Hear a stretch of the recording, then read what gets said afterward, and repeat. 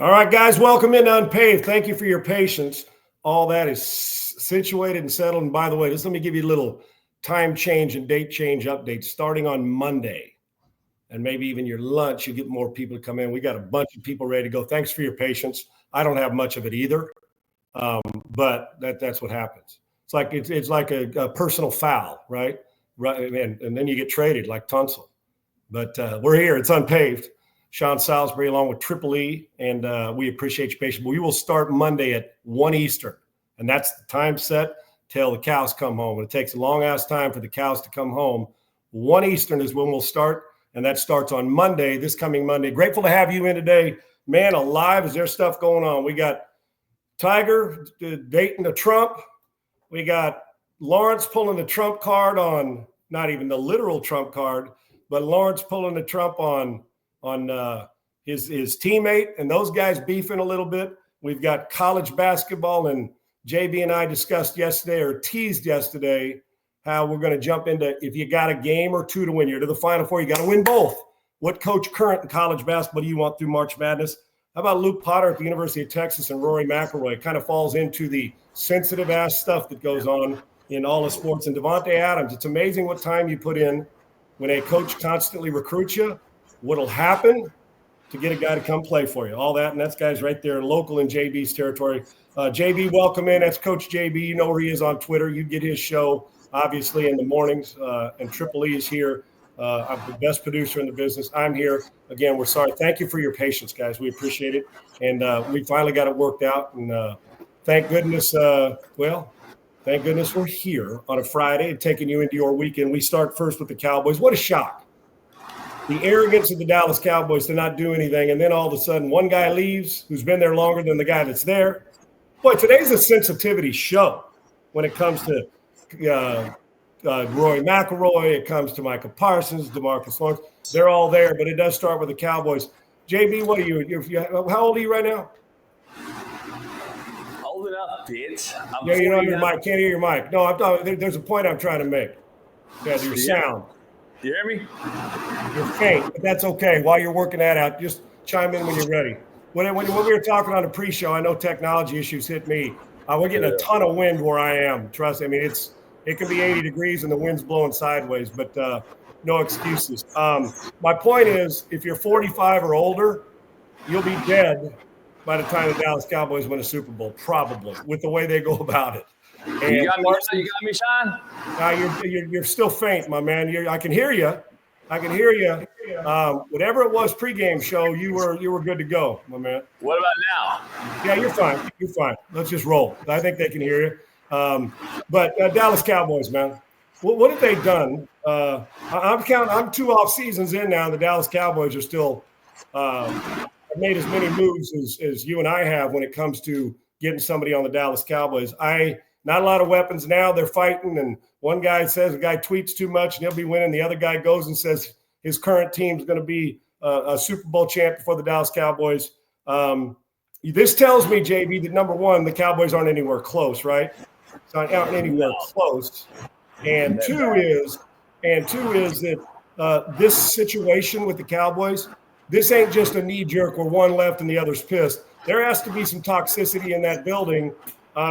Back to the sensitivity issue with these Dallas Cowboys. I don't think they're a threat to win a Super Bowl anytime soon. And we ain't seen a real threat since Troy, Michael, and Emmett left. Yeah, and I'm glad Emmett called these guys out, Sean. Emmett's called these guys out and said basically, stop podcasting, stop tweeting, stop doing all that shit, Sean, because at the end of the day, it's more about you than it is us. And this ain't about me, Sean. It's about us. And that's just the name of the game when it comes to a team game like football, which has 22 people needing to go in the same direction at the same damn time. Micah Parsons, to me, sounds like a goddamn it's always something else. Like, when is it about stopping the run and getting off the football field against the 49ers 2 years ago when you did everything in your power to win the game. We know Dak threw a pick, but other than that, Micah, you got fucking steamrolled in the run game when it matters, and now you're going to want $41 million, Sean. You know damn well he wants more than Myles Garrett. So well, he's not. Listen, I think Micah Parsons, and I don't know what's going on, JB, Mike wise, but it feels like a sound's running through a tunnel with you. No biggie. But I just want to make sure the peeps, and here's why we didn't come on, guys, at first. We're all just trying to make it perfect for you. But it will be settled by today and noon Central, 1 Eastern, starting on Monday. And what about now? Yeah, perfect. Great. I think so. Sounds good, bud. Thanks. Here, listen. Is that noise still? The Triple E, if you're seeing this or hearing this, thumb us up if it's good and thumb down if people are hearing what I'm hearing. But JB, this Micah Parsons thing, much respect for the pass rusher, good player. I do believe Lawrence has more skin in the game in the Dallas Cowboys than he did, right? As far as he's not the player, and you're always going to haul past the player. Micah's got his own podcast, and I encourage players to have other things. They're all preparing. Every damn one of them is going to want to be a broadcaster when their career's over.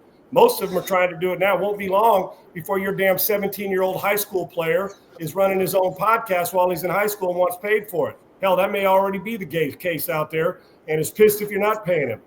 Listen, I just don't get it. If you got a problem with a motherfucker in the building, why don't you tell him while he's there? Both sides, am I right? But a guy goes and wants to sign somewhere and simply says he thinks he can win. They'll win a Super Bowl before, basically, and with Lawrence. And now they got beef because one says one thing, one says the other. Guy calls him a clown. But the truth of the matter is, it seems to me that defensive meeting room had big problems there. And look, doesn't it reflect their play? Doesn't it reflect what they're doing? Doesn't it reflect an attitude? The Dallas Cowboys, I know they won a bunch of games a year. They're a December and January love. They'll get to January and then disappear. So what tells the Dallas Cowboys, or tells you and me, in-house and out-of-house, the Dallas Cowboys are any friggin' threat at all? And those fans are good. I love the city. Media covers them well. But Gary wants to be everything. The Dallas Cowboys, listen, America's team my ass, right? America's team my ass. They're nowhere near America's team just because of stars on the field. Emmett's right to call them out, but I'm just so damn tired of them being a lead story, and here we are making them a lead story, but it's for always the wrong reasons. And Micah Parsons is a great player, but one-dimensional, and I do believe not only was he there a lot longer, he's had a pretty damn good career and been to some hit that quarterback plenty of times, did Lawrence, correct? Yeah, Sean. Is this better? It sounds like there's a little wind tunnel there. Just go ahead and go. Get your thoughts going, brother. It's all right. Yeah, it's absolutely quiet here, so I don't know what the hell's going on. Yeah, Sean, it's a joke, man. This Cowboy thing is a joke. It's been a joke for a long time, and we talked about the Niners in the last few days on what they've done. The Cowboys are on the polar opposite. They haven't done shit, right? Like nothing. That's what we're working on 2 years. Their biggest signing last year was Ezekiel Elliott. I mean, what chance are you giving your team to succeed? And Parsons, like I said, first off, let's miss me with the he's not you, JB, but miss me with the Myles Garrett and him in the same league. Oh, as a pass rusher, they are. One I don't have to take out of the game in the pass run game. The other I do, and we know who that is, right? No doubt. Great point. Yeah, it's a joke. He can't defend the run game. He can't get in the B gap. He's obviously Sean, let me break it down to brass tacks here. This guy was what? A pass rusher, right? Then we said he's the next Lawrence Taylor, and we're going to take him off the ball and make him some sort of hybrid outside backer, pass rusher extraordinaire. You know why they did that? Anybody in space either. That's not his team. You can't, exactly. You know why they did that? Towards the quarterback. Yeah, fucking player empowerment. He was too pretty to get his hand in the dick in the dirt and put his hand down every time and get into a 4-point or a 3-point stance and take on a tight end. He was too pretty. He didn't want to handle that. And yet he still wants $45 million a year. And that shit right there it doesn't slide well with me. I just don't get it. But that's player empowerment, as we've been talking for about 2 weeks now about player empowerment at its finest, Sean. And this is just another example, prime example of it. And I don't understand. He can't defend the run game. He can't take on the 2 team. He can't handle a tight end. And anytime you run away from him, Sean, how many loafs do you catch on film? Yeah, JB, it's such a freaking great point. Oh, well, you and I could, if you want to run the tape, we'll throw some all 22. And I know you love him as a pass rusher, and so do I. And listen, first of all, I think that when two guys beef like this and they take them, pussies if you can't fix it, right? And if one guy wants to go, now let me ask you this. If Micah Parsons left and decided to go somewhere else and he's going to Chicago and said, oh, I think we got a better chance to win a Super Bowl there, basically, and I'm paraphrasing, and before Dallas. Are we supposed to? Is it a clown talk? Is it a clown move? But he said it. No, it wouldn't be a clown move. We have special privileges for special players. But you are so right about the one-dimensional chasing out. I played against a guy named Lawrence Taylor. You heard of him? I know you have, JB. He was pretty good. Hell, he'd go into the game and you'd be pissing down your leg on Wednesday before you had to play his ass, right? Well, when you line up and play him, you always wanted to run at him because get people his legs. Not that Lawrence didn't want to defend the run, but it was just it was smarter than running away. You want to know why he didn't loaf on Sundays? Now, he may not have practiced on Wednesday. But you know what? The way he played on Sunday, who gave a damn if he practiced on Wednesday? And Phil Simms told some great stories on here about how good Lawrence was. But when you run away from Lawrence, if you didn't, run a tight end with a little motion backside to seal it off and cut off the backside, JB, he'd chase down shit. We didn't want to run toss sweep away from him. Well, because he wasn't loafing. And you could say, well, Sean, he practiced once a week. And I know on Sundays, that's where you get paid, and Parcells and those guys turn him loose, and Belichick. So with this, we know the problem. Cowboys, okay, JB, name me 5 weapons on the team right now. Put fear into anybody. On either side of the ball. Name me 5. Okay. Nobody, Sean. They're trying to get Cooper Kupp, Sean, and they're acting like this is the biggest get ever. They're getting old, white wide receiver, and that's the fucking savior. Yeah. I mean, JB, truth, think about it. So, and then we're going to go back, and when it's over, everybody's going to be pissed at Dak Prescott, right? And Jerry, they're going to wonder why, we need a new quarterback. Well, damn, well, why don't we get Weegee Thompson out there running routes back in the day in Florida State, big old white boy? My point is, too, and it's a great point by Texan Spur 80, Jimmy Johnson, if you're not Troy, Emmett, or Michael, don't ask stupid questions. I got news for you. You ain't treating Troy the same way you were treating me if I was the quarterback there, because one throws it to the right team and one might have thrown it to the wrong team. And we know who that would have been. Number 8 was pretty good.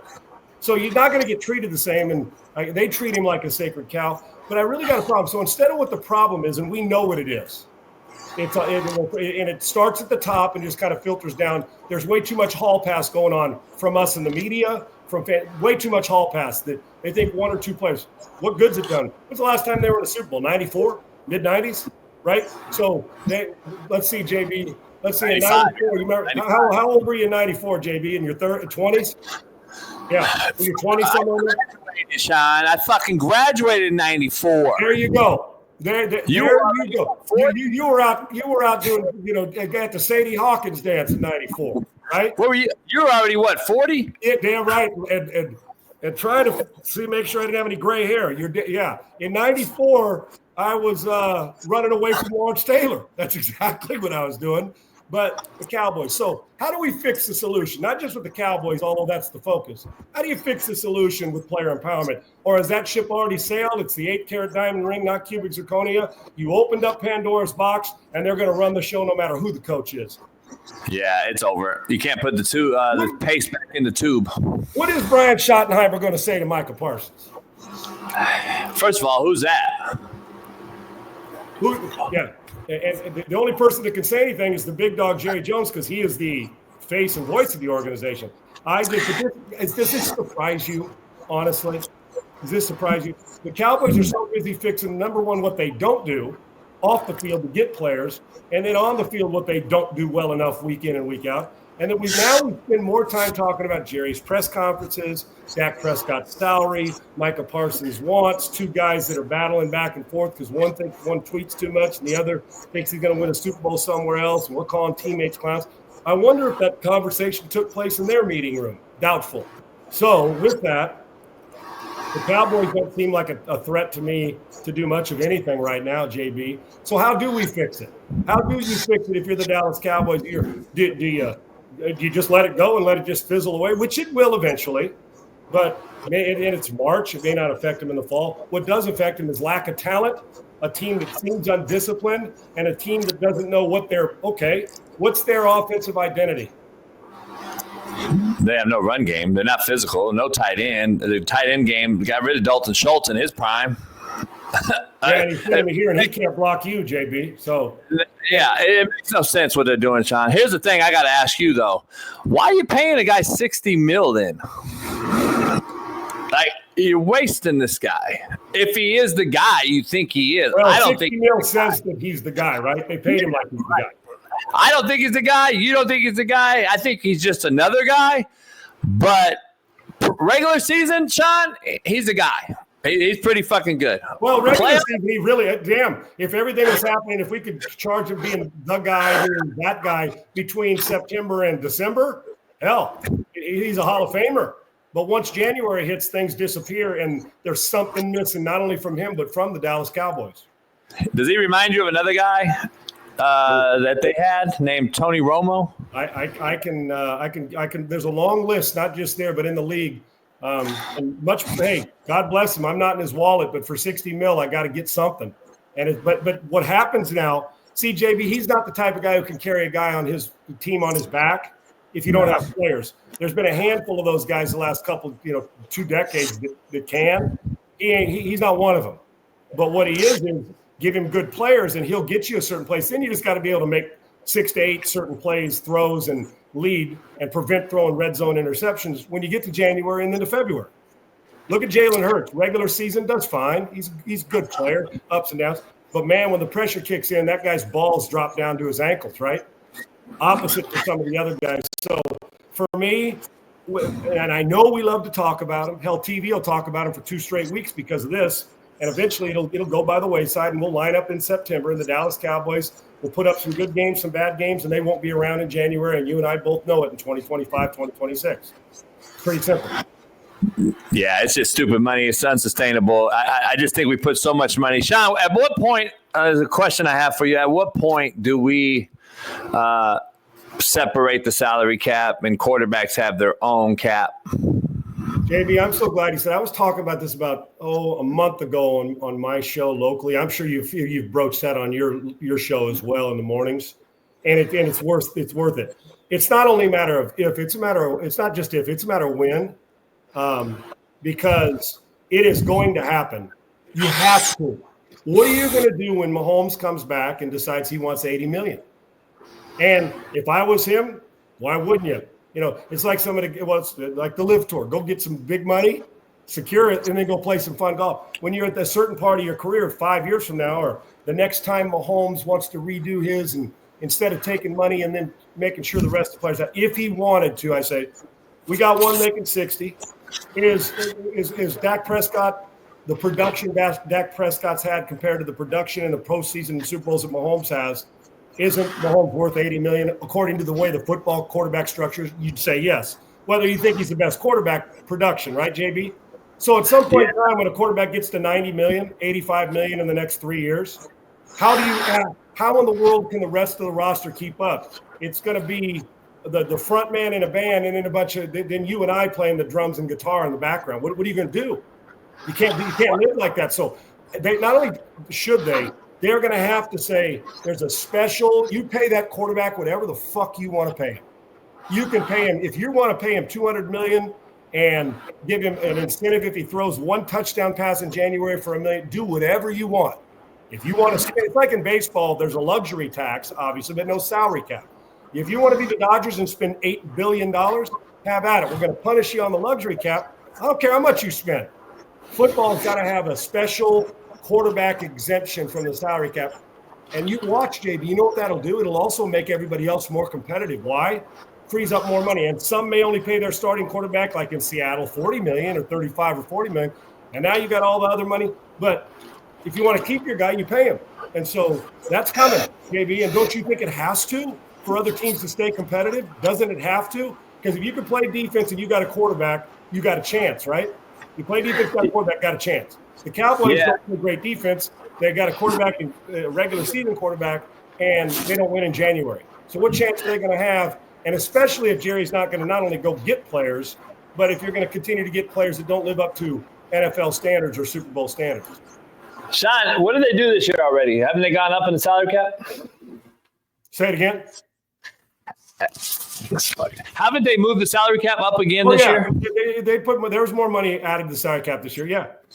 And last year it went up again. It'll go up all the time every year. So what are we doing? Right.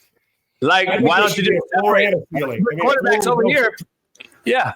Put QBs here, put regular salary here, and then fucking do it. I don't understand what they're doing. Like, you might as well get to it.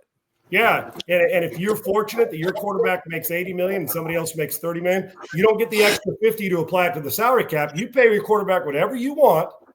And then every team has the same salary cap, obviously money at their disposal, and how you manage it with your capologist is up to you. But you're going to have to do that, or it's going to, the have-nots are going to stay the have-nots, quite frankly, no matter who the quarterback is. Because if you got a bunch of, there's not many that can carry a team. Prescott can't. There's a handful that can. Even some really good ones that we think could. You lose a running game and lose a star receiver, you end up just being a regular season team as well. So this year, look at Philly's roster. Look what Roseman's done to Philly's roster. Quarterback, receivers, running back, best offensive line in the NFC. I mean, up and down, loaded up on defense. Great defensive coordinator. I mean, hell, they loaded everything. They paid them. They get results. They make moves in the offseason. They get out in front of it as opposed to sitting back and being passive aggressive. They're aggressive. Dallas Cowboys can talk it better than anybody in the world. Better than anybody in the world from top to bottom. The problem is you ain't putting a ring on your finger in December. That happens in February. And in order to get to February, there's a bridge called January to get there. And those guys, the closest they got was a Dez Bryant. Was it a catch or was it not? Since then, they've had great regular season runs. But JB, when's the last time you feared the Dallas Cowboys were going to go and win a Super Bowl? Nah, you don't fear them no more. It's over. You don't fear them. Let's say you're the coach of the Cowboys. Well, how do you fix all the shit? Forget the personnel. How do you fix culture in the building? What do you do? It starts up top, Sean. Leaders create more leaders, not more followers. We got a guy who's leading this team who'd rather be on landman, and I don't think that there's any question about it. And his son is just kind of a do boy and does what he's told to do. He's not really a guy that's going to get too active into this thing other than just hold the title, right, of GM and day-to-day manager. The Jones family love him to death, love whatever he stands for and what he's done. But at some point, Sean, we all get old. We all come to our senses and say it's time for a new regime or someone to take over. And if he wants to own it, Sean, and sit back and chill out, then just do that. Hire Belichick or Pete Carroll or somebody that's done both. He won't. It. I won't. Let's just think for a minute. If he goes and hires a 70-plus-year-old Pete Carroll, just for the hell, let's just think. But you know why he won't, JB? Because of that reason. Because he can't have anybody in the building with more pull than him. Yep. But the great ones, and Jerry's a great marketer. I'm talking about great owners, and quite frankly, since he's the GM, great GMs. Ego ain't a part of this. If it doesn't matter who gets the credit, you got a chance to win. I just don't think Jerry would let like a guy when they talk about Deion coming in, you and I both knew that wasn't happening. Or the Steve Sarkisians, or go get Bill Belichick, or a Pete Carroll. A track record of winning and building culture in a building, and it's in your building, and you say, well, wait a second now, why won't he? JB, I was saying it all along. I guarantee you and I've had conversation about it. They're not going to hire a big name guy, a guy that has the. Think about the big name guys that were there. Jimmy, boom, gone. Parcells, boom, gone. Why? And now let's think about the guys. And much respect to these guys as defensive coaches, as coordinators. Jason Garrett, Dave Campo. You got Brian Schottenheimer has been a life assistant coach and a good one. There's a big difference from position coach to coordinator to head coach. You know how JB, you've coached and won championships at levels. So for me, it's like until he decides to get a ball busting I've never been on a team in all my years or a school with an athletic director, even going back to college, where when you walked in the hallway after the media sprinted to the guy who was going to be the voice. Can you imagine with Belichick there, Kraft was the guy in the hallway answering all the questions post-game? It can't be that way. It just can't be. You can't win that way. And so, and Dallas was loaded with two of them, Mark Cuban with the Mavericks, but they've won one sooner than the Cowboys have. And now that he's not the owner, and then that's another whole story about what they did on their trade. And now you got Jerry Jones, who he just won't let somebody that's not a name of Jones on it get outside their comfort zone and go hire somebody that, one, is a GM ball buster, and two, is a head coach that won't take shit and isn't going to, bend knee to you because you told him that you can't go get a player. You need somebody to fight back. If you got nothing but yes men or men that are afraid of the owner it's one thing to have respectful fear like I did of my pops.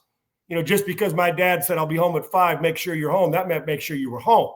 But in that meeting room, even as a head coach, I don't want my coordinators to kiss my ass. I want them to follow. But if you're not challenging the room, what's the challenge in Dallas? To win, but what is it? Who's challenging them in the building? Who's challenging them? Nobody. There's Okay. nobody there. So if it comes from the owner, then you can threaten, no, I'm not going to pay you and the rest of it. But I'm talking about a legitimate in-house culture change. Think about how long that culture's been the same. Think about how long that culture's been the same. And they ain't got a ring. And unfortunately for Jerry, or for the Cowboys, is that Jerry's wearing those rings proudly, and he should. But guess what? Those rings are, JB, 30-plus years old. And No they're question. precious, but nobody question. right now, current Cowboy fans who deserve better, and I know that's a great town, current Cowboy fans are not saying, man, most of them or half of them weren't even around. They were still nursing on their mama's chest when the Cowboys won their last Super Bowl. Or some of them have since moved on and, were there when Landry's and Jimmy Johnson and are 100 years old now. It's crazy. It's crazy. Yeah, Sean, let me ask you something. Up the street there and from your house, Houston Texans, I don't think Lovie Smith gets enough credit.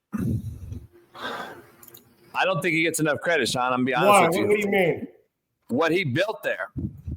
What he started there before the new coach comes in, a young go-getter, Frisco Niner DC, comes into Houston and goes to the playoffs, and everyone's anointing him. But Lovie Smith built a hell of a culture there with some pretty good pieces and did it the way you and I are discussing right now that should be the way it's done. Dallas should be doing it the same way.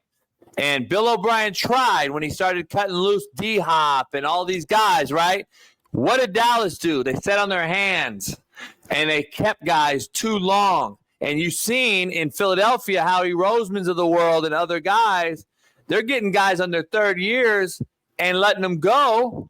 The Sweats of the world on defense and these other guys. And guess what? They're saving money, getting multiple players in lieu of just having one with a, say, $60 million contract that you can't go get other pieces to. Right. So this is what Houston's did, especially on offense with tight end Dalton Schultz as a pass catcher. Let's be honest. We know he can't block. But then they went out and got Nico, Tank. Go out and get a Diggs. You get a Mixon. Then you go And then get a guy. we got Nick Caserio, who's done a hell of a job. A hell of a job. Yeah. And now you cut bait, right? Now it's time to cut bait. You got rid of Tunzel. And now you're going to make a move and move the right tackle over and save money there and go get better in other spots. I'm just telling you, one team's ascending, one team's descending. Build assets. A couple things about that, JB, and we'll move on real quick because Cowboys, we're giving the Cowboys way too much time for a team that's not going to be we'll be talking about them on this show in December, and guess what? What a bummer. They're eliminated, but that's neither here nor there. First off, and great points, Jerry's never going to let go of the GM job. If he does, it'll still be 1-1A with his son. And Jerry may live till he's 120, but until he dies, Jerry Jones is going to be the voice and face of that organization, whether we like it or not. Mark it, sign checks, thumb them up, and do your thing, and let somebody else run it. That's one. Two is with the Bill O'Brien. You mentioned Bill O'Brien's problem was Bill got too much power. If he'd just stayed the head coach and quit trying to jump into personnel, Bill got power hungry, greedy, and they ran him out of the building because he was too abrasive. Really good X's and O's guy. That was that. Then you bring in Lovie Smith, and you know what? And then when Nick Caserio got power, people didn't want it the New England way. Well, why the fuck wouldn't you want it the New England way? All they did was win championships. Look what Caserio's done. Watson, he can't even play anymore right now the way he's going.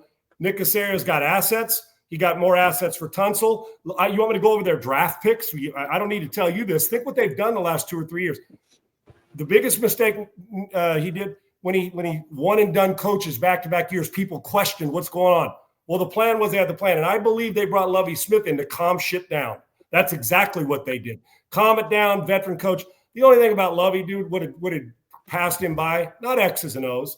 He was still, he was still living in the too deep shit, right, JB, as his staple defense, but you can't live there. These guys are too active. If you're not pressuring the quarterback, an average one becomes good. A good one completes 80%. You just can't play.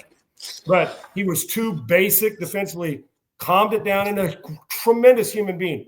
The problem is, JB, he bored him into losses. There was no enthusiasm, right? You have to disrupt the apple cart a little. Then they bring D'Amico in. There's a lot more enthusiasm. People buy in. But you're right. He set the tone for let's change some culture in the building. Nick Caserio's added to it, and now the Texans are the right way. And if you aren't doing it the right way, D'Amico ain't bullshitting.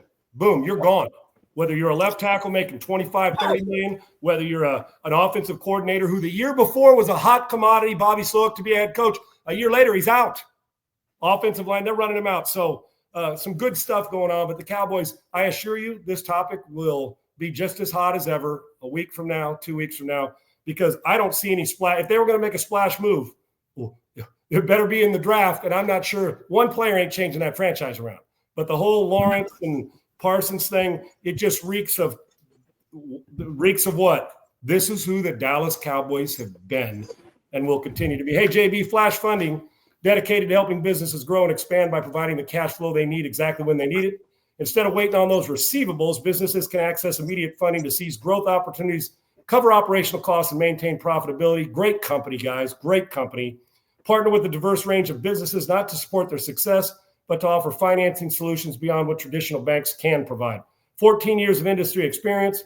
This team's committed is a Flash Funding to delivering exceptional service. We understand that cash flow is the key to business growth. You see the funding.com down there, and they're here to help you unlock that key to the business growth, which is cash flow. Flash Funding offers factoring services across the continental U.S., providing same-day funding with no monthly minimums or application fees. When it comes to financial flexibility, we're the ideal solution for your business needs. JB, bring you back in. This is the Premier Gold Company, Premier Gold Coast Studios.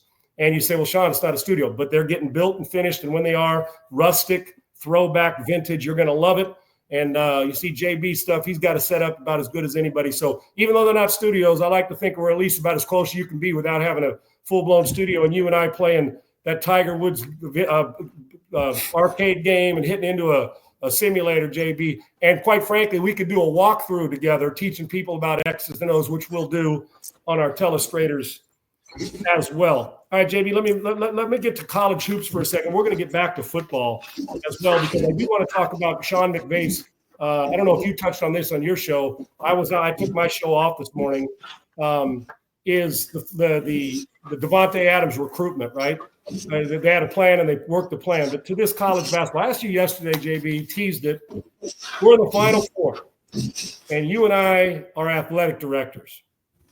And we got to pick a coach to coach the Final Four. And all the talent across the board in this country is equal. Everybody plays like Flag does at Duke. Well, if everybody plays like that, well, then good. You don't need a coach probably. But you get my point. So if you got to win 2 games to be the national champion, current college coach, who is it?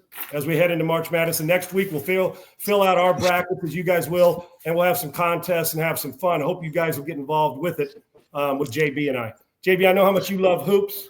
Again, being from Artesia High School, which was the GOAT, okay, and you were running up and down the court with the fellas and the O'Bannon brothers. So you got 2 to win, JB, and we're in the Final Four. Who's your guys? Man, you only get one choice to win 2 games. Who is it? I'll give you 2. Give me two ideas, and then I'm going to press you to give me 1 nut cutting time. I like Calvin Sampson. He's got to get over the hump there in Houston. I have placed a bet on Houston to win it all. You know what I told you on the show 2 weeks ago? Those are my guys, man. He's awesome, but we'll get to it. Just because the odds, number one, and they do have a shot now, but they have lost. You know, they've lost to some upper tier teams. But I mean, to be honest, I know they're down this year, but as far as an X and O guy, family lineage, the whole thing, I got to roll with the new and upcoming guy like a Hurley. I'm going to roll with Hurley to win me 2 games, no doubt about it right now. Hard to get an argument there because Danny's won the last 2 national championships. And last year, they just boat raced and curb stomped everybody. They'll get a little bit of humble pie this year. They're getting kicked in the teeth a little. Danny knows that, and he's a fiery guy.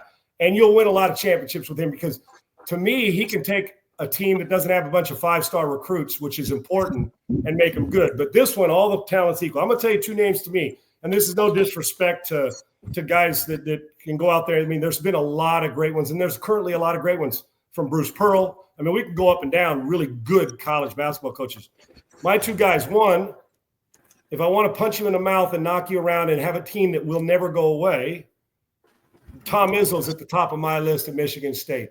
They'll get beat early on. They'll flounder around. All of a sudden, February comes in mid-February, and you're like, where did they come from? They were 15th 2 weeks ago. And then they become a problem because let's say you get them in round 2, and you got to win 6.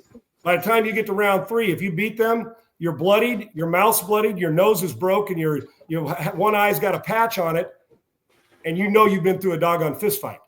But Tom Izzo would be near the top of the list, and I can keep him there. But I'm going to go with you, and the reason why, not just because he's local. I felt like this about my guy, and he's a friend, so maybe you could say Homer. It had nothing to do with Homer. I'm a USC Trojan. I think Kelvin Sampson, and think about this, JB, it's become a destination spot to recruit. It used to be, when they had Elijah Wan and Drexler, and it was 5 Slamma Jamma, okay, yeah, easy to get guys in the building. But then they went through that lull when Kelvin was coaching elsewhere, and then they weren't a destination spot. And there's a lot of good basketball talent here, right here in the Houston proper. Kelvin Sampson comes here. You talk about culture change. You talk about the type of guy you and I, the way you coach, the way I coach, who we'd love to play for. It's him. Because when you show up to the practice court, this isn't a flop Dick Friday practice court. We are getting after it, and we are going to toughen up the whole time. That's one. Kelvin Sampson, top of the list, because JB, they're getting a top point guard in the country, a top big man. But that was usually reserved for Calipari, for Krzyzewski, for Izzo, for UConn, for UCLA. But now it's becoming, damn, I need to get my ass to Houston and go play with Kelvin Sampson in a great small facility, the Fertitta Center. But what he does, JB, the reason I like him, he can win a 60-point game, a 50-point game. He can win a 90-point game.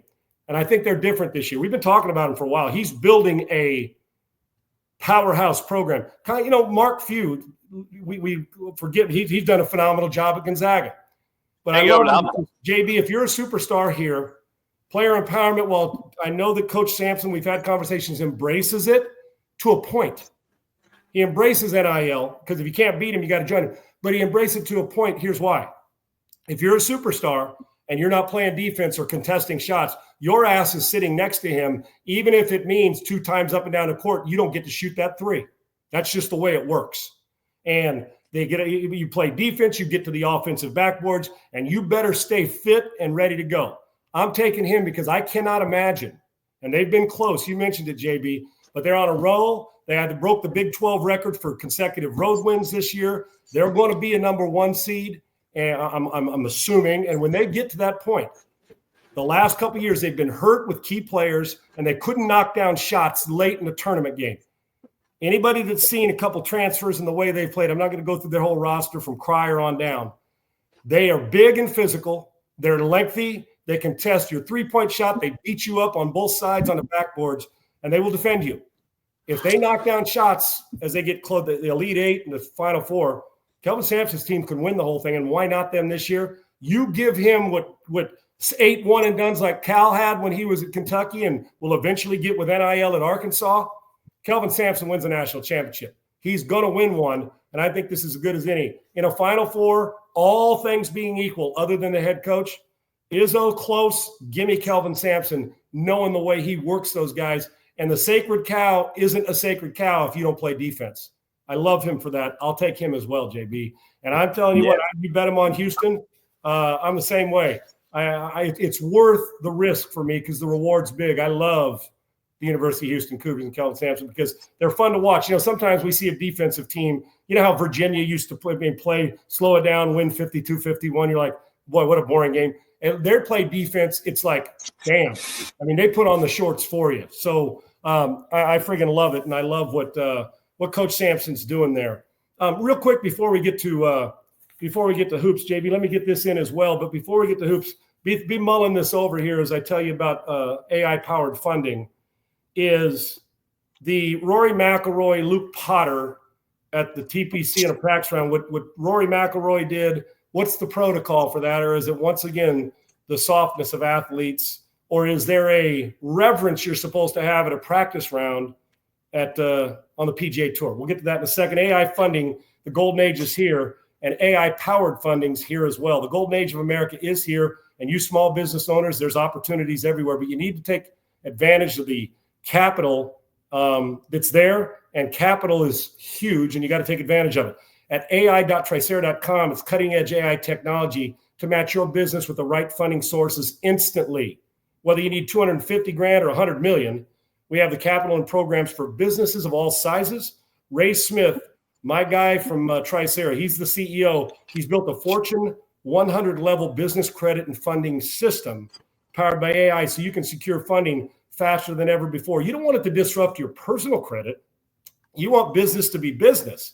No personal credit, no personal risk, just AI-driven funding that works, and it's efficient, and it's urgent, and it's now. The golden age of America is here. Are you ready to reclaim your share? Yeah, you deserve it if you do it right. Go to ai.tricera.com. You can see it there now. Do it now. ai.tricera.com. Funding made simple, powered by AI. All right, we're at the 17th hole. JB McIlroy, who has some rabbit ears. We talk about what a player. Shit, guy's off the charts. But he hears everything, responds to everything, spokesperson for everything. A kid named Luke Potter is he's a golfer at the University of Texas. He's outside the ropes. He's a really good player in Austin. And he, made some comments about the Masters behind the ropes. Rory goes over after he hits a shot, says, "Hey, let me see your phone." Grabs the phone, brings it down, boom, slams it, has the guy kicked out off the grounds. The guy said, "I made a mistake by doing it," because the reverence of golfers, and he understands, because at some point in time he's going to be on the tour and he's going to have to deal with it too. But wrote a letter to the PGA and apologizing and all that. I don't want to, you could go ahead and read the article, but that's the gist of this. Is McIlroy butthurt for no reason? Is it mutually exclusive? Should Potter, who's a golfer, know, hey man, the heckling that goes on, probably limit that? Or is it just having fun? Who the fuck cares? Rory, you shouldn't even be hearing those things. You're too good to pay attention to that. When he gets on tour, go bury him in a tournament. So who's wrong here? Or is it just the typical shit we have that I say one time, well, we see it on the Live Tour, I'd love them to play a tournament, and they kind of do it at the Waste Management Open, where all 18 holes, music was blaring, beer was flowing, and then I want to see the dudes play. I know that's not old school reverence and stuffy bullshit. But man, JB, when you and I are on the course with our guy Pat, we got music blaring and letting it go. I know that that's their job. But in a round that's just kind of going, is he too rabbit-eared to be bothered by somebody's criticism, golfer or not? Yeah, I'm going to, I've been around him a lot with Pat. I'm not going to call him out his name, but I want to. The issue is, man, he's just one of those guys. He's one of those guys, Sean, that you just don't really want to be around. You don't want to play and drink with him. You don't want to be around the guy on a course, Sean. He is fucking hard to be around. I'm going to be honest. He's hard to be around, and you can tell. But, Sean, to your point, isn't this the Russell Westbrooks and the KDs and all these fucks who can't handle a fucking opposing crowd guy to talking shit to you? Now, you and I said, you want to fight a fan that's cussing at you in the fourth row? Damn, if I fought somebody who cussed at me, they were cussing at me. My own family was cussing at me when I was playing. Why the hell would I care? Remember when I dunked on you and put these nuts in your mouth? And on my forehead? Yeah. Remember I had to go you shoot 2 free throws and the fucking crowd was cussing me out? Yeah, you came down and dunked again. But, JB, the thing that I remember most about when you took me to the rim, you took me to the paint after I hung 30 on you on the other end. But you know what I remember the most? Because neither you or I have rabbit ears. Hell, we've been in an argument or fight before, haven't we, JB? I mean, recently. Yeah. Haven't we yelled at each other recently? Yeah, it's normal. But when you dunked on me and you put D's nuts there, like the Cedric Ceballos D's nuts, the one thing that really came to mind was, damn, this bitch is hung like a field mouse. I couldn't believe it, dude. I mean, they were huge, kind of like mouse nuts. Boy, you were bringing it. So I don't remember the dunk, but man, you felt it. It felt like a doggone, like a hair follicle. I thought I thought my nut shut your eyelids, but anyway, that's a whole other story. I'm just trying to figure out, Sean, why the fuck these cats are so fucking soft. When did it happen? When did it happen? The fact that they haven't been around, they've been so good at their job forever that they never developed the tough skin. I've been through enough rock bottom games where it's like, damn, dude, and benched and cut and moved on. And an old man that wasn't allowed. I can remember one time, JB, and this is a true story. I was like in the 4th, 5th grade. We're living in Phoenix, and I had a coach who was he was from South America, but a really good soccer coach, right? And one of my teammates is still a friend of mine to this day. Went on and played pro soccer. So he and I we dominated, right? But I had one of those practices at night where the coach pissed me, chewed me out a little bit, and I was like, feeling like a little pussy, right? So I go to the payphone. Yeah, those do exist for you guys. And it was in a booth standing on the street. I walked and I called my pops. My dad said, and I quit. I said, I'm quitting. I walked off the field in my uniform, went over to call my dad and said, Dad, come pick me up. He goes, why? Practice still going on. Boy, he said, I quit. My dad said, and this is an honest guy, almost verbatim. He said, you get your ass back to that field and you apologize to your coach. You go finish practice. I'll be there when practice ends.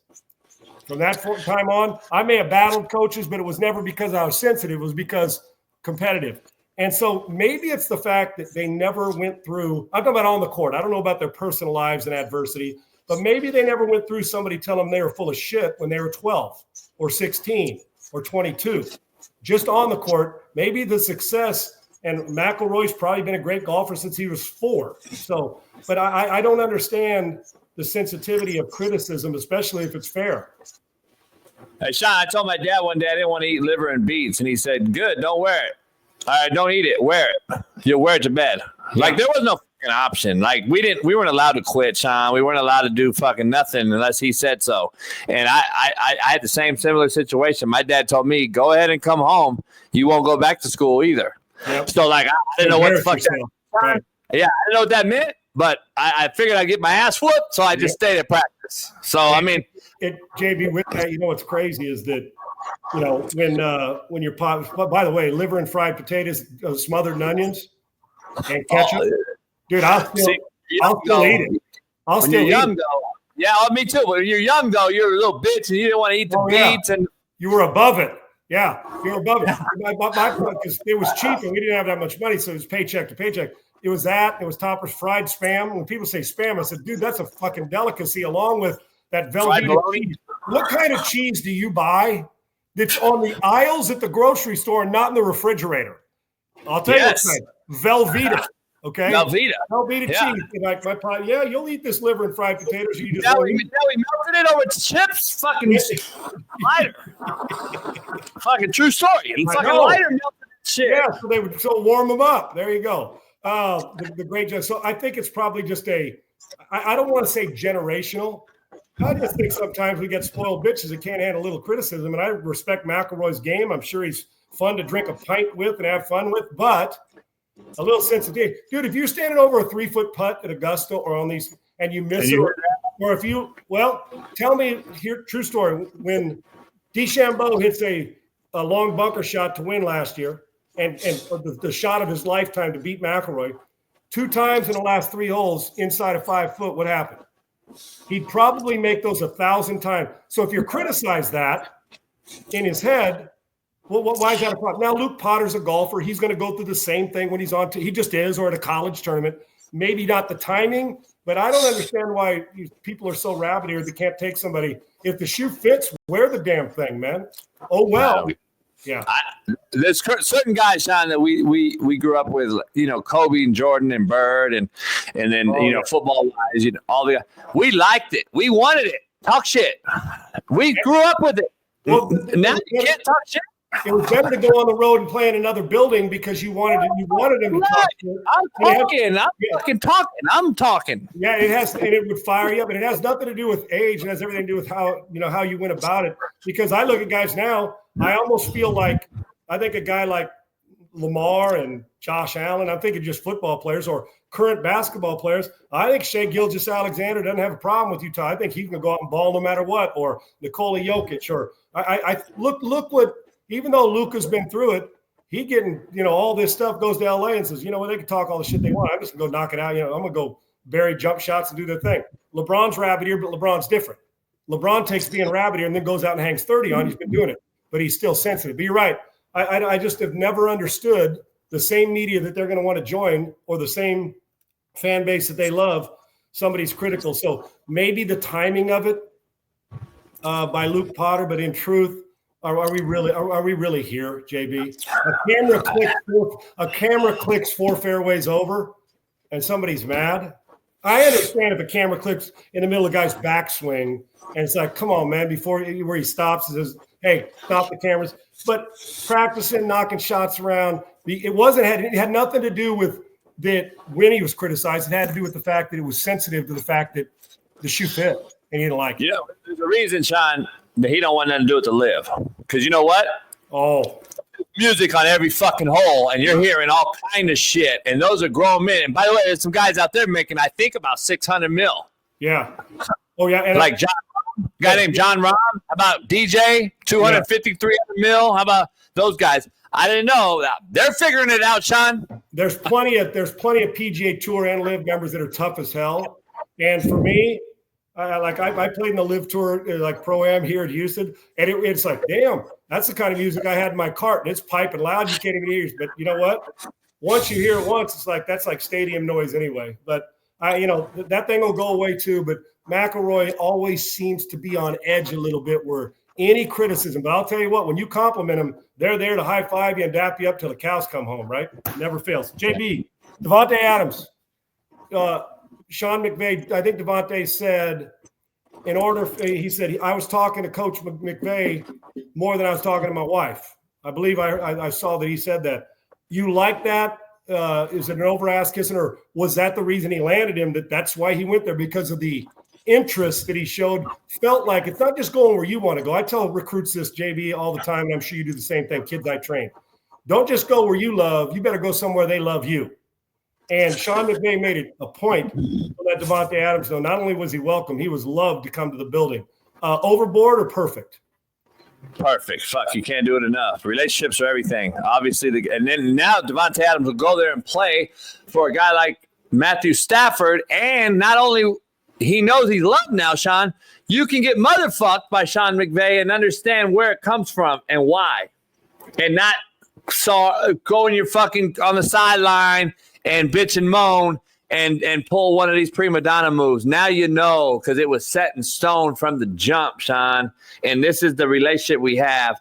It's only going to make the Rams that much scarier of an opponent for the Eagles and the NFC, especially with the Niners faltering like they are. So I think it's a great move. I think the offseason acquisition of him and a couple up front has made the Rams a true contender, and I think they have the best ball spinner in football in Matthew Stafford. Now, if Devontae's healthy, Hall of Famer or just a Hall of Famer? First ballot Hall of Famer or a Hall of Famer, meaning Stafford? I don't think it's first ballot that he makes. He's a Hall of Famer, but it's not first ballot. Is Aaron Rodgers first ballot? Yes.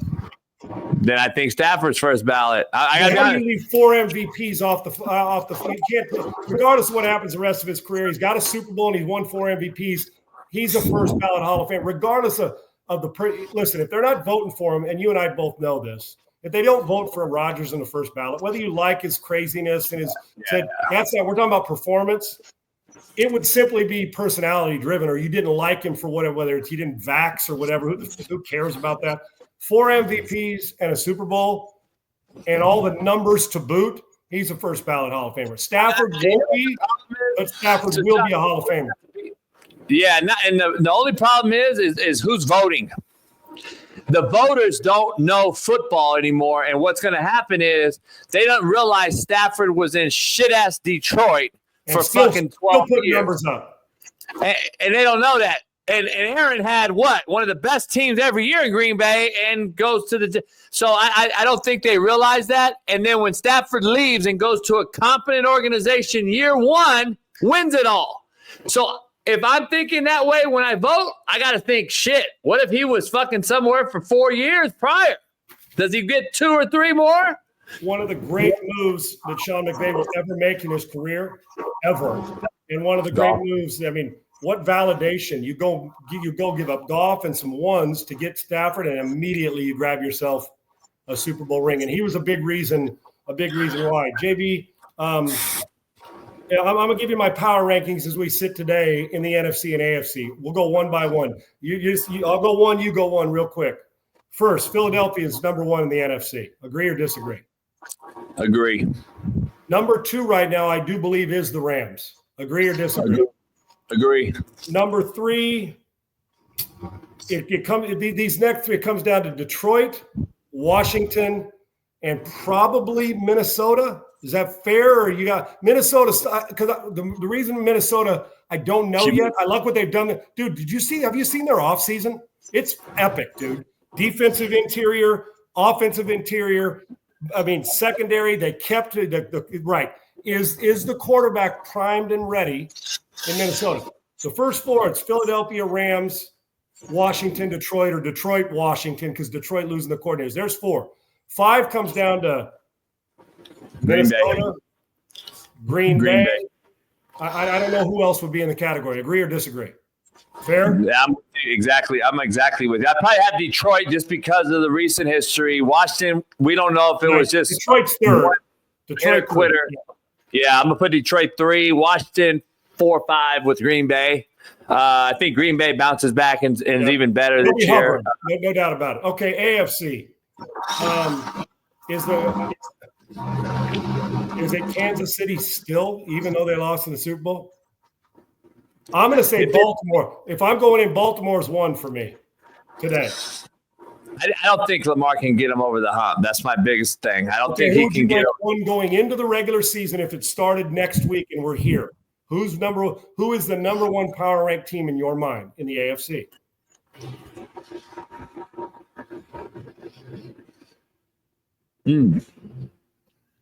Number one right now. Easier to pick number one in the NFC, isn't it? It is for me. AFC is just, you don't know, man. AFC right now. What does Houston get done, right? They're right in the mix. Then you got Baltimore, of course. Don't know what's happening with Pittsburgh and Cleveland. We don't know yet. Cincinnati's defense is a concern. Yeah.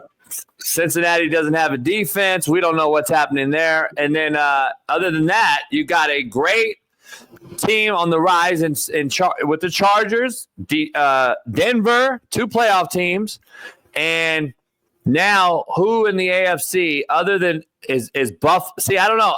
Buffalo and Kansas City and Baltimore got to be 1, 2, and 3 in whatever order you put them in. I don't care. I'm with you. It may be 1A and 1B. 1A. It's Kansas City, Baltimore, Buffalo, Baltimore, Kansas City, Buffalo, Baltimore, Buffalo, Kansas City. Those 3. I do have the Chargers in my top 5 right now in the AFC. Do you? Top 5. Well, yeah. They added Najee. My only concern about the Chargers is there enough perimeter weapons offensively. I'm concerned about that. And they just got old Mike Williams back. I don't like it. Okay, so AFC. No, I know Cincinnati can score. I don't know if they can get off the field, so I have a hard time putting them there. Pittsburgh's quarterback room's empty. The Jets, no shot.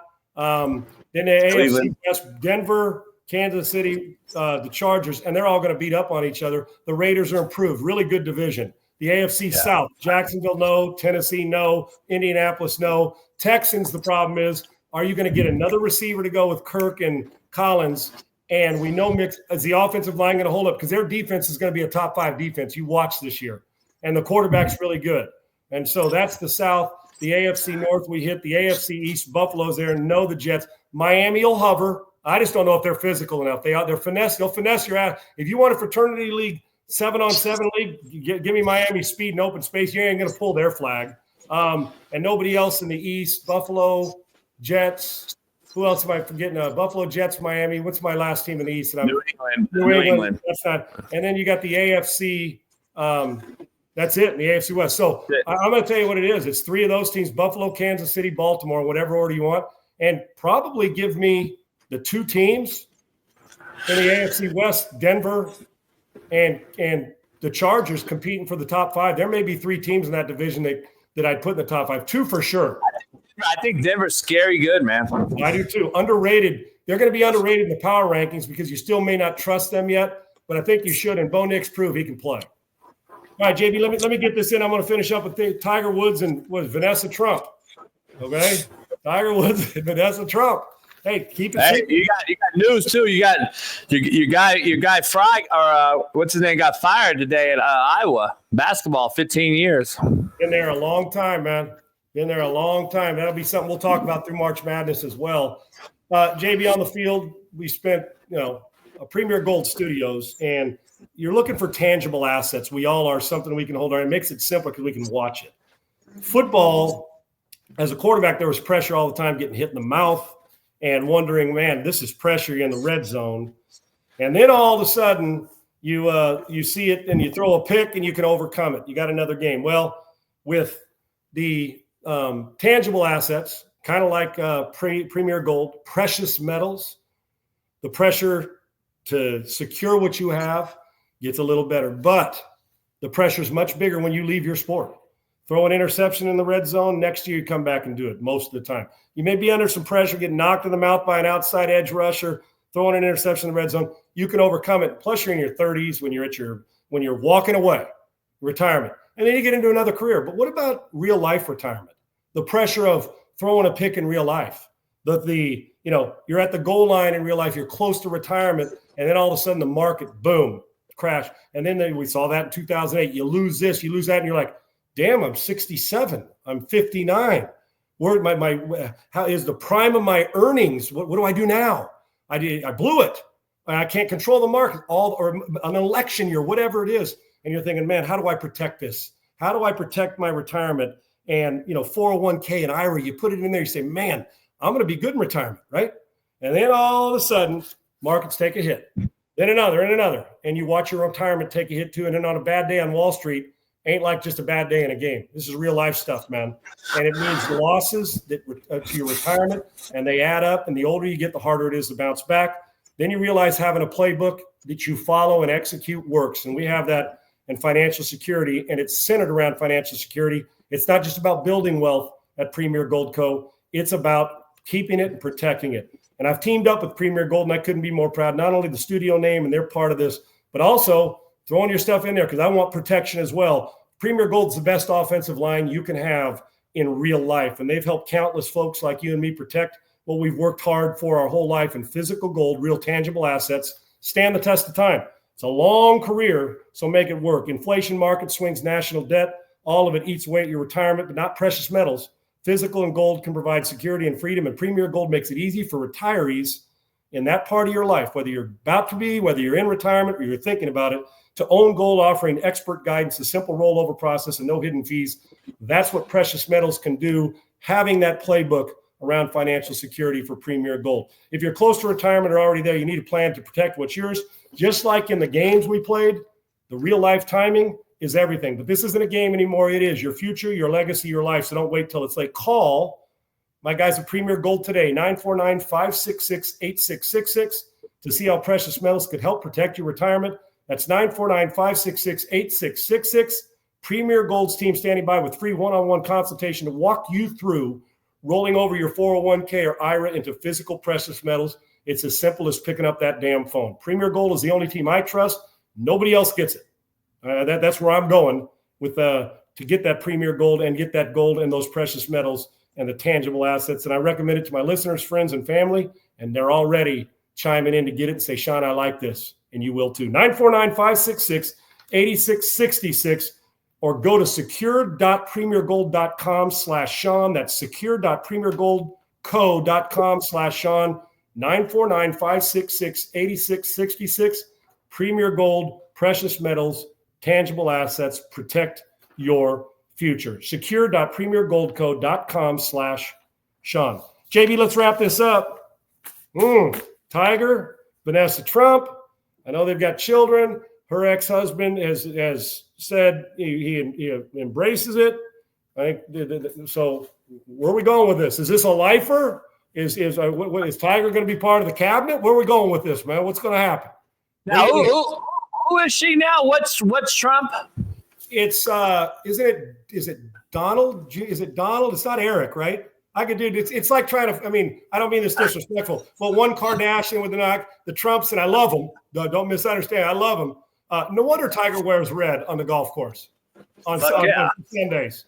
You know what? You know why he wears red? He wears blue. He lost. Oh, my bad. So did I say that out loud? And he's from here. Yeah, thank you. Cyprus, right? Isn't that right? Cyprus, yeah. Orange County. All right. With that, our guy Trump and Tiger. How's that? Trump and Tiger sounds like a doggone commercial in the making, brother. Tiger's Trump. Yeah. What? So what do you think? And now she's got Tiger. Yeah, it goes both ways, right? I don't know, man. Double T, dog. Does this get Tiger off of like reckless driving and shit? Whoa. Dude, could you just go there on you pardon him? He's fine. He's on a rehab process, dude. He's done been through that. He's okay now. Tiger's gonna get pardoned? Yeah, before you know it, Charlie will be the sports guy in the doggone White House, man. There you go. Yeah, Chasmo, Charlie, I love it. So I think that she has the Trump and Vanessa have 2 kids, and in truth, you know what? Peace of mind. You're looking for somebody you care about. Good on them, man. I like good love stories, JB. It's like your and I love story. We love love story in the making. Is Ryan Clark going to talk about Tiger and the white girl today? Racist. Okay?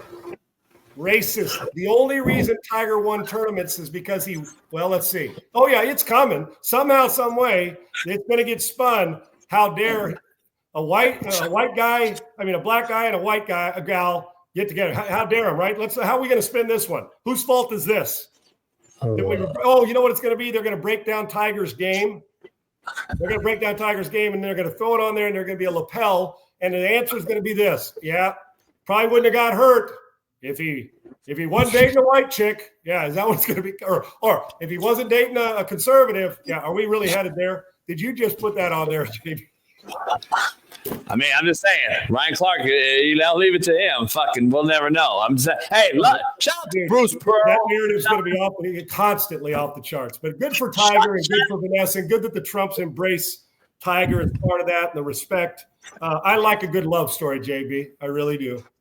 Shout out to Bruce Pearl, too, because he just, on ESPN Live, Sean, he said, he dropped the P word and said, my point guards aren't pussies. And ESPN's about to lose their shit. Well, dude, listen. You know why you won't criticize him if it's on ESPN? Because he's white. That's apparently what he's going to do, right? So he called them pussies on the air? Oh, yeah. You're going to get some people out there say, how dare him embarrass his players like that? They're his players. His players next to him laughing. Oh, dude, yeah. Hey, listen, JB, you'll love this as we go. I'm playing with my guy, and I love him to death. He was our quarterback, Jack Burns. We're sitting in a meeting room after a game. And, dude, you know how sometimes you do a quarterback? I'm 6'5", 235 when I play, right? And I'm sitting next to my guy, Brad Johnson. You know, Brad, who won a Super Bowl and one of the great dudes of all time, and I love him. So we're sitting there talking in the meeting room, and Jack Burns, I did a quarterback sneak, dude. It was a pussy-ass quarterback sneak by me, right? And it was just one of those where I didn't get the ball clean. It was my fault because you're trying to go too soon. And those linemen got so much shit to do. And I'm sitting there acting like a dumbass, right? So I kind of stood up and I'm thinking, I'm 6'5". I can take this. Dude, it was kind of weak, right? And my offensive coordinator says, and it wouldn't fly now. If he said this on TV now in a meeting room, everybody'd be pussified and call up and want to cancel his ass and do all that. And I was laughing my ass off, JB, as I pushed the wrong button. Here, let me get this back. As I was laughing my ass off, and you're a little embarrassed with your teammates. You're like, man, I'm sorry, guy. This what a pussy quarterback sneak this was, right? And he goes, hey, Sean, when you take the garter belt and pumps off, we might have another chance to quarterback sneak in the end zone. Nowadays, if you said that on TV, everybody pissed themselves. They'd be mad. Oh, Jack Burns has to be called into the principal's office. And to this day, it's one of my favorite lines. I think I need some merch that says, take off the garter belt and pumps. And Brad Johnson to this day still reminds me, hey, Sean, man, we got to get you some, Sean, get you some. Take off those garter belt and pumps, and we'll be good to go. And it was like, and you got to put your hat in front of your face because you let the fellas down. But after that, it kind of made a little laughter in the room, and nobody gave a shit. Keep an eye on the articles over the weekend on the Friday dump. How many of them are mad at Bruce Pearl for using the word pussy on the air? Oh, well, what's the big deal? Anybody, male, female, old, young, so what? Okay. What are they going to do? Take a scholarship? So right out there in Houston right now, you guys have that dust storm going on like fucking Amarillo and shit? Oh, dude. It's not done. We get more, but Amarillo's out there farther away. But here in Houston, dude, they wake up and you think no wind, and it's blowing sideways, rolling, and it's just normal, man. It's like you're in the plains. Right? There's a fucking big issue in Amarillo right now. There's 100 cars on top of each other. Yeah. You know, when they get those dust storms in Arizona and just during like monsoon season, dust storm hits it and bam, that rain will crash down and flash flood and then be gone in 5 minutes. When that wind kicks up here, you feel like you're in a hurricane, but you're not in a hurricane. You know what I mean? It's crazy. So, and sorry about the little technical issues before. JB, great week, brother. What do you got going on this weekend? You going out on the yacht? Not shitty weather here, man. Rainy, fucking cold. Still raining. Yeah. Tomorrow's supposed to be decent. I got to go I'm going to go out there. I'm going to take the dogs out on the water tomorrow.